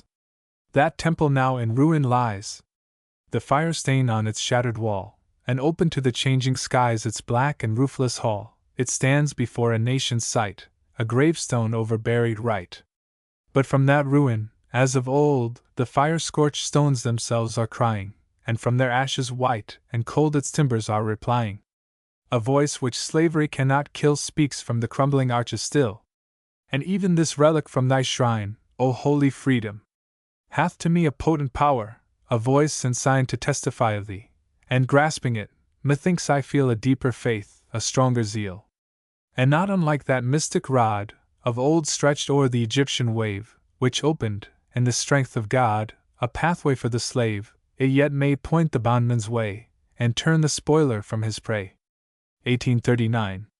The World's Convention of the Friends of Emancipation, held in London in 1840. Joseph Sturge, the founder of the British and Foreign Anti-Slavery Society, proposed the calling of a World's Anti-Slavery Convention, and the proposal was promptly seconded by the American Anti-Slavery Society. The call was addressed to friends of the slave of every nation and of every clime. Yes, let them gather. Summon forth the pledged philanthropy of earth. From every land, whose hills have heard the bugle blast of freedom waking, or shrieking of her cymbal bird from out his cloudy eyrie breaking, where justice hath one worshipper, or truth one altar built to her. Where'er a human eye is weeping o'er wrongs which earth's sad children know, where'er a single heart is keeping its prayerful watch with human woe, thence let them come, and greet each other, and know in each a friend and brother. Yes, let them come. From each green vale where England's old baronial halls still bear upon their storied walls the grim crusader's rusted mail, battered by Paynham's spear and brand on Malta's rock or Syria's sand, and mouldering pennon staves once set within the soil of Palestine, by Jordan and Gennesaret, or, borne with England's battle line, o'er Acre's shattered turrets stooping, or, midst the camp their banners drooping, with dews from hallowed Hermon wet, a holier summons now is given than that grey hermit's voice of old, which unto all the winds of heaven the banners of the cross unrolled. Not for the long deserted shrine, not for the dull unconscious sod, which tells not by one lingering sign that there the hope of Israel trod, but for that truth, for which alone in pilgrim eyes are sanctified the garden moss, the mountain stone, whereon his holy sandals pressed, the fountain which his lip hath blessed. Whatever hath touched his garment's hem at Bethany or Bethlehem, or Jordan's river side. For freedom in the name of him who came to raise earth's drooping poor, to break the chain from every limb, the bolt from every prison door. For these, o'er all the earth hath passed an ever-deepening trumpet blast, as if an angel's breath had lent its vigor to the instrument. And Wales, from Snowdon's mountain wall, shall startle at that thrilling call, as if she heard her bards again, and Erin's harp on Tara's wall give out its ancient strain, mirthful and sweet, yet sad withal, the melody which Erin loves, when o'er that harp, mid bursts of gladness and slogan cries and like wake sadness, the hand of her O'Connell moves. Scotland, from lake and tarn and rill, and mountain hold, and heathery bill, shall catch and echo back the note, as if she heard upon the air once more her Cameronian's prayer and song of freedom float. And cheering echoes shall reply from each remote dependency, where Britain's mighty sway is known, in tropic sea or frozen zone, where'er her sunset flag is furling, or morning gunfire's smoke is curling, from Indian Bengal's groves of palm and rosy fields and gales of balm, where eastern pomp and power are rolled through regal Ava's gates of gold, and from the lakes and ancient woods and dim Canadian solitudes, whence, sternly from her rocky throne, Queen of the North, Quebec looks down, and, from those bright and ransomed isles where all unwonted freedom smiles, and the dark laborer still retains the scar of slavery's broken chains. From the hoar Alps, which sentinel the gateways of the land of Tell, where morning's keen and earliest glance on Jura's rocky wall is thrown, and from the olive bowers of France and vine groves garlanding the Rhone. Friends of the blacks, as true and tried as those who stood by Ogay's side, and heard the Haitian's tale of wrong, shall gather at that summons strong, Broy Passy, and he whose song breathed over Syria's holy sod, and in the paths which Jesus trod, and murmured midst the hills which hem crownless and sad Jerusalem, hath echoes where soared the tone of Israel's prophet lyre is known. Still let them come, from Quito's walls, and from the Orinoco's tide, from Lima's Inca-haunted halls, from Santa Fe and Yucatan, men who by swart Guerrero's side proclaimed the deathless rights of man, broke every bond and fetter off, and hailed in every sable surf a free and brother Mexican. Chiefs who across the Andes chain have followed freedom's flowing pennon, and seen on Junin's fearful plain, glare o'er the broken ranks of Spain the fire burst of Bolivar's cannon. And Haiti, from her mountain land, shall send the sons of those who hurled defiance from her blazing strand, the war gauge from her Passion's hand, alone against a hostile world. Nor all unmindful, thou, the while, land of the dark and mystic Nile, thy Moslem mercy yet may shame all tyrants of a Christian name, when in the shade of Gizeh's pile, or, where, from Abyssinian hills Elgarek's upper fountain fills, or where from mountains of the moon El Abiad bears his watery boon, where'er thy lotus blossoms swim within their ancient hallowed waters, where'er is beard the Coptic hymn, or song of Nubia's sable daughters, the curse of slavery and the crime, thy bequest from remotest time, at thy dark Mehemet's decree forevermore shall pass from thee, and chains forsake each captive's limb of all those tribes, whose hills around have echoed back the cymbal sound and victor horn of Ibrahim. And thou whose glory and whose crime to earth's remotest bound and clime, in mingled tones of awe and scorn, the echoes of a world have borne, my country! Glorious at thy birth, a day-star flashing brightly forth, the herald sign of freedom's dawn. Oh, who could dream that saw thee then, and watched thy rising from afar, that vapors from oppression's fin would cloud the upward tending star?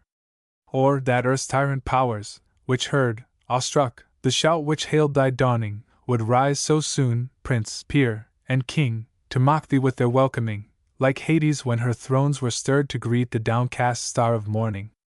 Aha! And art thou fallen thus? Art thou become as one of us? Land of my fathers! There will stand, amidst that world-assembled band, those owning thy maternal claim unweakened by thy crime and shame, the sad reprovers of thy wrong, the children thou hast spurned so long. Still with affection's fondest yearning to their unnatural mother turning. No traitors they, but tried and leal, whose own is but thy general weal, still blending with the patriot's zeal the Christian's love for humankind, to caste and climate unconfined. A holy gathering, peaceful all, no threat of war, no savage call for vengeance on an erring brother, but in their stead the godlike plan to teach the brotherhood of man to love and reverence one another, as sharers of a common blood, the children of a common God. Yet, even at its lightest word, shall slavery's darkest depths be stirred. Spain, watching from her Moros, keep her slave ships traversing the deep, and Rio, in her strength and pride, lifting, along her mountainside, her snowy battlements and towers, her lemon groves and tropic bowers, with bitter hate and sullen fear its freedom giving voice shall hear. And where my country's flag is flowing, on breezes from Mount Vernon blowing, above the nation's council halls, where freedom's praise is loud and long, while close beneath the outward walls the driver plies his reeking thine, the hammer of the man-thief falls, o'er hypocritic cheek and brow the crimson flush of shame shall glow, and all who for their native land are pledging life and heart and hand, worn watchers o'er her changing wheel, who fog her tarnished honor feel, through cottage door and council hall shall thunder an awakening call. The pen along its page shall burn with all intolerable scorn, an eloquent rebuke shall go on all the winds that southward blow. From priestly lips, now sealed and dumb, warning and dread appeals shall come, like those which Israel heard from him, the prophet of the cherubim, or those which sad Isaiah's hurled against a sin-accursed world. Its wizard leaves the press shall fling unceasing from its iron wing, with characters inscribed thereon, as fearful in the despot's ball as to the pomp of Babylon the fire sign on the palace wall. And, from her dark iniquities, methinks I see my country rise, not challenging the nations round to note her tardy justice done, her captives from their chains unbound, her prisons opening to the sun, but tearfully her arms extending over the poor and unoffending, her regal emblem now no longer a bird of prey, with talons reeking, above the dying captive shrieking, but spreading out her ample wing, a broad, impartial covering, the weaker sheltered by the stronger. Oh, then to faith's anointed eyes the promised token shall be given, and on a nation's sacrifice, atoning for the sin of years, and wet with penitential tears, the fire shall fall from heaven. 1839. Massachusetts to Virginia. Written on reading an account of the proceedings of the citizens of Norfolk, Virginia, in reference to George Latimer, the alleged fugitive slave, who was seized in Boston without warrant at the request of James B. Gray, of Norfolk, claiming to be his master. The case caused great excitement North and South, and led to the presentation of a petition to Congress, signed by more than 50,000 citizens of Massachusetts, calling for such laws and proposed amendments to the Constitution as should relieve the Commonwealth from all further participation in the crime of oppression. George Latimer himself was finally given free papers for the sum of $400. The blast from freedom's northern hills, upon its southern way, bears greeting to Virginia from Massachusetts Bay. No word of haughty challenging, nor battle bugles' peal, nor steady tread of marching files, nor clang of horsemen's steel. No trains of deep-mouthed cannon along our highways go, around our silent arsenals untrodden lies the snow, and to the land breeze of our ports, upon their errands far, 1,000 sails of commerce swell, but none are spread for war. We hear thy threats, Virginia. Thy stormy words and high swell harshly on the southern winds which melt along our sky, yet not one brown, hard hand foregoes its honest labor here, no hewer of our mountain oaks suspends his axe in fear. Wild are the waves which lash the reefs along St. George's bank, cold on the shore of Labrador the fog lies white and dank. Through storm, and wave, and blinding mist, stout are the hearts which man the fishing smacks of Marblehead, the sea boats of Cape and The cold north light and wintry sun glare on their icy forms, bent grimly o'er their straining lines or wrestling with the storms. Free as the winds they drive before, rough as the waves they roam, they laugh to scorn the slaver's threat against their rocky home. What means the Old Dominion? Has she forgot the day when o'er her conquered valleys swept the Briton's steel array? How side by side, with sons of hers, the Massachusetts men encountered Tarleton's charge of fire, and stout Cornwallis then? Forgets she how the Bay State, in answer to the call of her old house of burgesses, spoke out from Faneuil Hall? When, echoing back her Henry's cry, came pulsing on each breath of northern winds, the thrilling sounds of liberty or death? What asks the Old Dominion? If now her sons have proved false to their father's memory, false to the faith they loved, if she can scoff at freedom, and its great charter spurn, must we of Massachusetts from truth and duty turn? We hunt your bondmen, flying from slavery's hateful hell. Our voices, at your bidding, take up the bloodhound's yell. We gather, at your summons, above our fathers' graves, from freedom's holy altar horns to tear your wretched slaves. Thank God! Not yet so vilely can Massachusetts bow. The spirit of her early time is with her even now. Dream not because her pilgrim blood moves slow and calm and cool, she thus can stoop her chainless neck, a sister's slave and tool. All that a sister state should do, all that a free state may, heart, hand, and purse we proffer, as in our early day. But that one dark loathsome burden ye must stagger with alone, and reap the bitter harvest which ye yourselves have sown. Hold, while ye may, your struggling slaves, and burden God's free air with woman's shriek beneath the lash, and manhood's wild despair. Cling closer to the cleaving curse that writes upon your plains the blasting of almighty wrath against a land of chains. Still shame your gallant ancestry, the cavaliers of old, by watching round the shambles where human flesh is sold. Gloat o'er the newborn child, and count his market value, when the maddened mother's cry of woe shall pierce the slaver's den. Lower than plummet soundeth, sink the Virginia name. Plant, if ye will, your fathers' graves with rankest weeds of shame. Be, if ye will, the scandal of God's fair universe. We wash our hands forever of your sin and shame and curse. A voice from lips whereon the coal from freedom's shrine hath been, thrilled, as but yesterday, the hearts of Berkshire's mountain men. The echoes of that solemn voice are sadly lingering still in all our sunny valleys, on every wind-swept hill. And when the prowling man-thief came hunting for his prey beneath the very shadow of Bunker's shaft of grey, how, through the free lips of the sun, the Father's warning spoke. How, from its bonds of trade and sect, the pilgrim's city broke. 100,000 right arms were lifted up on high, 100,000 voices sent back their loud reply. Through the thronged towns of Essex the startling summons rang, and up from bench and loom and will her young mechanics sprang.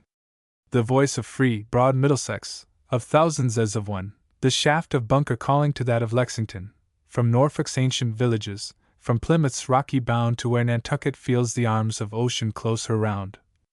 From rich and rural Worcester, where through the calm repose of cultured valleys and fringing woods the gentle Nashua flows, to where Wachusett's wintry blasts the mountain larches stir, swelled up to heaven the thrilling cry of God save Latimer! And sandy Barnstable rose up, wet with the salt sea spray, and Bristol sent her answering shout down Narragansett Bay. Along the broad Connecticut Old Hampton felt the thrill, and the cheer of Hampshire's woodmen swept down from Holyoke Hill. The voice of Massachusetts, of her free sons and daughters, deep calling unto deep aloud, the sound of many waters. Against the burden of that voice what tyrant power shall stand? No fetters in the Bay State, no slave upon her land. Look to it well, Virginians. In calmness we have borne, in answer to our faith and trust, your insult and your scorn. You've spurned our kindest counsels, you've hunted for our lives, and shaken round our hearths and homes your manacles and gyves. We wage no war, we lift no arm, we fling no torch within the fire clamps of the quaking mind beneath your soil of sin. We leave ye with your bondmen, to wrestle, while ye can, with the strong upward tendencies and godlike soul of man. But for us and for our children, the vow which we have given for freedom and humanity is registered in heaven. No slave hunt in our borders, no pirate on our strand. No fetters in the Bay State, no slave upon our land. 1843. The Christian Slave. In a publication of L. F. Tesistro, Random Shots and Southern Breezes, is a description of a slave auction at New Orleans, at which the auctioneer recommended the woman on the stand as a good Christian. It was not uncommon to see advertisements of slaves for sale, in which they were described as pious or as members of the church.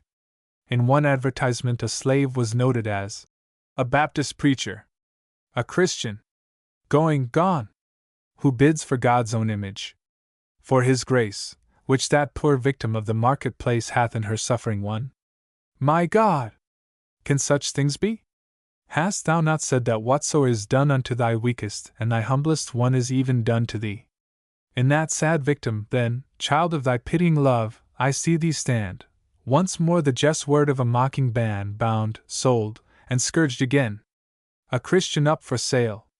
Wet with her blood your whips, o'ertask her frame, make her life loathsome with your wrong and shame, her patience shall not fail. A heathen hand might deal back on your heads the gathered wrong of years, but her low, broken prayer and nightly tears ye either heed nor feel. Con well thy lesson o'er, thou prudent teacher, tell the toiling slave no dangerous tale of him who came to save the outcast and the poor. But wisely shut the ray of God's free gospel from her simple heart, and to her darkened mind alone impart one stern command, obey.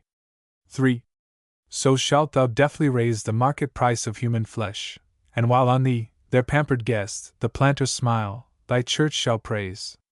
Grave, reverend men shall tell from northern pulpits how thy work was blessed, while in that vile South Sodom first and best, thy poor disciples sell. Oh, shame! The Moslem thrall, who, with his master, to the prophet kneels, while turning to the sacred Qebla feels his fetters break and fall. Cheers for the turbaned bey of robber-peopled Tunis! He hath torn the dark slave dungeons open, and hath borne their inmates into day. But our poor slave in vain turns to the Christian shrine his aching eyes, its rights will only swell his market price, and rivet on his chain. God of all right! How long shall priestly robbers at thine altar stand, lifting in prayer to thee the bloody hand and haughty brow of wrong? 1843. The sentence of John L. Brown. Oh, from the fields of Cain, from the low rice swamp, from the trader's cell, from the black slave ship's foul and loathsome hell, and Coffle's weary chain, hoarse, horrible, and strong, rises to heaven that agonizing cry, filling the arches of the hollow sky. How long, O God, how long? The sentence of John L. Brown. John L. Brown, a young white man of South Carolina, was in 1844 sentenced to death for aiding a young slave woman, whom he loved and had married, to escape from slavery. In pronouncing the sentence, Judge O'Neill addressed to the prisoner these words of appalling blasphemy: You are to die an ignominious death, the death on the gallows. This announcement is, to you, I know, most appalling. Little did you dream of it when you stepped into the bar with an air as if you thought it was a fine frolic. But the consequences of crime are just such as you are realizing. Punishment often comes when it is least expected. Let me entreat you to take the present opportunity to commence the work of reformation. Time will be furnished you to prepare for the great change just before you. Of your past life I know nothing, except what your trial furnished. That told me that the crime for which you are to suffer was the consequence of a want of attention on your part to the duties of life. The strange woman snared you. She flattered you with her word, and you became her victim. The consequence was that, led on by a desire to serve her, you committed the offense of aid in a slave to run away and depart from her master's service, and now, for it you are to die. You are a young man, and I fear you have been dissolute, and if so, these kindred vices have contributed a full measure to your ruin. Reflect on your past life, and make the only useful devotion of the remnant of your days in preparing for death. Remember now thy Creator in the days of thy youth is the language of inspired wisdom. This comes home appropriately to you in this trying moment. You are young, quite too young to be where you are. If you had remembered your Creator in your past days, you would not now be in a felon's place, to receive a felon's judgment. Still, it is not too late to remember your Creator. He calls early, and He calls late. He stretches out the arms of a father's love to you, to the vilest sinner, and says, Come unto me and be saved. You can perhaps read. If so, read the Scriptures, read them without note and without comment, and pray to God for His assistance, and you will be able to say when you pass from prison to execution, as a poor slave said under similar circumstances, "I am glad my Friday has come." If you cannot read the Scriptures, the ministers of our holy religion will be ready to aid you. They will read and explain to you until you will be able to understand, and understanding, to call upon the only one who can help you and save you, Jesus Christ, the Lamb of God, who taketh away the sin of the world. To Him I commend you. And through Him may you have that opening of the dayspring of mercy from on high, which shall bless you here, and crown you as a saint in an everlasting world, forever and ever.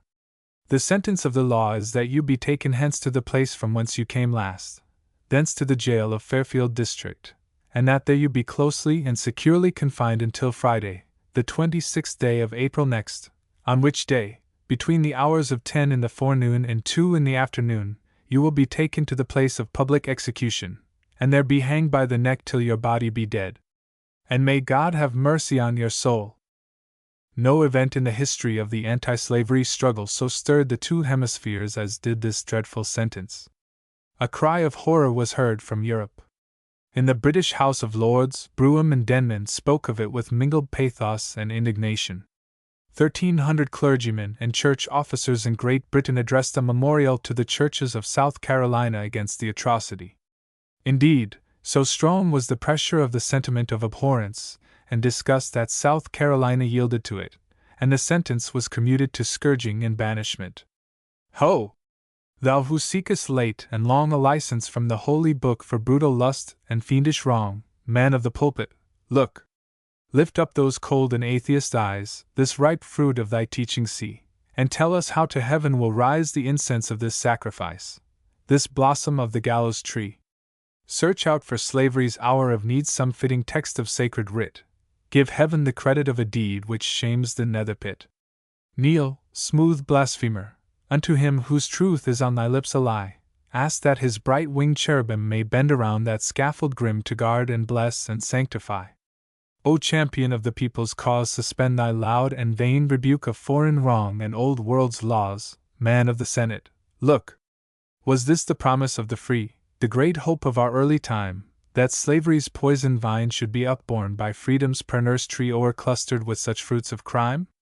Send out the summons east and west, and south and north, let all be there where he who pitted the oppressed swings out in sun and air. Let not a democratic hand the grisly hangman's task refuse.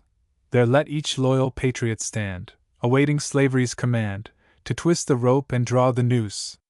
But vain is irony, unmeet its cold rebuke for deeds which start in fiery and indignant beat the pulses of the heart. Leave studied wit and guarded phrase for those who think but do not feel. Let men speak out in words which raise where'er they fall, an answering blaze like flints which strike the fire from steel. Still let a mousing priesthood ply their garbled text and gloss of sin, and make the lettered scroll deny its living soul within.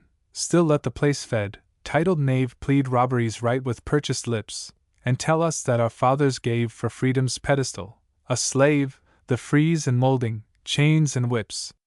But ye who own that higher law whose tablets in the heart are set, speak out in words of power, and all that God is living yet. Breathe forth once more those tones sublime which thrilled the burdened prophet's lyre, and in a dark and evil time smote down on Israel's fast of crime and gift of blood, a rain of fire.